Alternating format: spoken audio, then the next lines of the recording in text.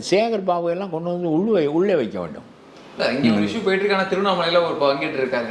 திருவண்ணாமலைக்கு போவார், அப்புறம் ஐயப்பன் கோயிலுக்கு போவார், முருகன் கோயிலுக்கு மலையில் தீபம் ஏற்றக்கூடாதுன்னு சொல்லுவார். இவரெல்லாம் முருகன் இருக்கிறான் என்று நினைக்கின்ற ஆளாக அவர்.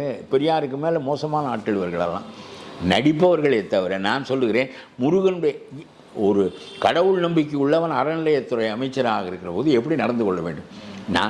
நான் எந்த சமய பொறுமை வேண்டும் என்று நினைக்கின்றவன், சமய நல்லிணக்கம் வேண்டும் என்று நினைக்கின்றவன். ஆகவே அந்த சமாதிக்கு விளைவிக்கப்படுமானால் நான் எதிர்ப்பேன். நல்லதோ கெட்டதோ 1300 அது ஏற்பட்டு விட்டது. அது ஒரு முஸ்லீம் அரசர் ஆட்சி காலத்தில் தான் அதை ஏற்படுத்த முடியும் என்றாலும் அது ஏற்பட்டு விட்டது.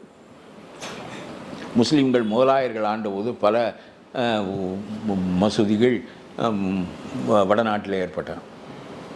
இது போன்ற மோதல்கள் கூடாது என்று நினைக்கின்றவன் நான். அதுவும் தமிழ்நாடு முஸ்லீம்களும் மற்ற சமயத்தினரும் ரொம்ப இணக்கமாக இருக்கின்ற நாடு. வேளாங்கண்ணியில் கூட்டம் இவர்களுடைய கூட்டம்தான், கிறிஸ்துவர் அல்லாத கூட்டம்தான்.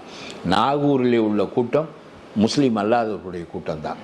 ஆகவே இவ்வளவு நல்லிணக்கமாக வாழுகின்ற ஒரு நாட்டில் இந்த முதலமைச்சர் அந்த நல்லிணக்கத்தை கெடுக்க வேண்டும் என்பதற்காக ஒரு குறைபாடும் அங்கிருந்து சொல்லப்படாத நிலையில் இந்த தீபம் ஏற்றக்கூடாது, ஏற்றினால் எங்களுக்கு பாதுகாப்பில்லை என்று யாரும் சொல்லவில்லை.